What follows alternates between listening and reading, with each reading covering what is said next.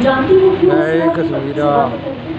वो इसलिए मुस्कुरा गुरु रहा है ज्ञान क्योंकि भक्तिया उसकी पत्नी आज सावधा जाती है और तुम मायके से मेरे नहीं है कि हाजी लौट आई हो और देखी वही झगड़ा काम करो लोग वो हंकार जीव से बिच्चे है कि नहीं कहानी आपने वो दूसरी सी वाली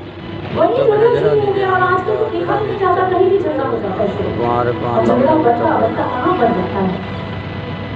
हम सब ग्रंथ साहब भी डूब गया गीता भी डूब गया कुरान भी डूब गया बाइबल भी डूब गया रामायण भी डूब गई महाभारत भी डूब गया उसके स्वभाव को समझ चुके हैं बड़े धैर्य वाले ब्रह्मश्री भी डूब गया बाइबल भी डूब गया यही डूब गया सब कुछ है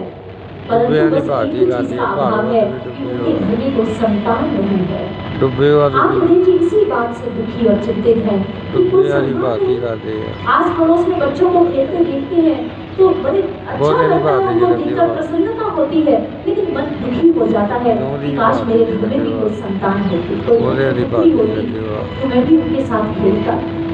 आप सोचते सोचते सुबह घर से बाहर आए घर के बाहर क्यारियों में पौधे लगाए थे उन पौधों को पानी देने लगे खाद देने लगे उनको पड़ोसी वहाँ से गुजर रहा था पड़ोसी को देखकर कहा अरे हो आत्मदेव सुबह सुबह कहाँ अपना मुंह दिखा दिया अरे दुर्भाग्यहीन हो तुम तुम्हारे यहाँ कोई संतान भी नहीं है कितने उपाय किए तुमने कितने अनुष्ठान किए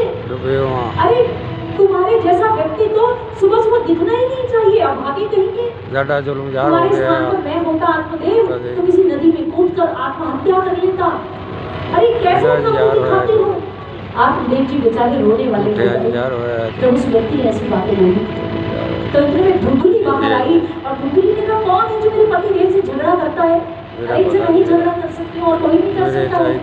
और आत्मदेव जी को भीतर ले गई लेकिन आत्मदेव जी के मन मस्तिष्क पर उस व्यक्ति की बातें पढ़ाए हुआ वो बातें उनके दिमाग में चल रही है अभी भी कि वो कहता है कि अरे तुम तो दुर्भाग्यहीन मेरे तक नहीं पहुंचे हो तुम्हारे घर में जो गाय बंधी है वो कभी संतान को शांति नहीं देती हो तुमने जो फल फूल के पौधे लगाए हैं उनमें न फूल आते हैं न फल आते हैं कितने दुर्भाग्यशाली हो तुम आत्मदेव ऐसी बातें ऐसी कुकड़ी के कुकड़ी और कहते जब रात्रि हुई तो आत्मदेव जी को नींद नहीं आई और वो अपने घर से बाहर निकल गए आज उन्होंने मन में ठान लिया कि मैं आत्महत्या कर दूंगा ऐसा जीवन किस काम का लोग रोज ताने देते हैं एक संतान नहीं है मेरे बस मैं आज अपनी जीवन लीला समाप्त कर दूंगा आत्मदेव जी उसी दुख में जूझते हुए वन के अंदर पहुंचे जब वो वन के अंदर गए तो एक पेड़ के नीचे बैठकर फूट फूट कर रोने लगे मन बहुत भरा हुआ दुख से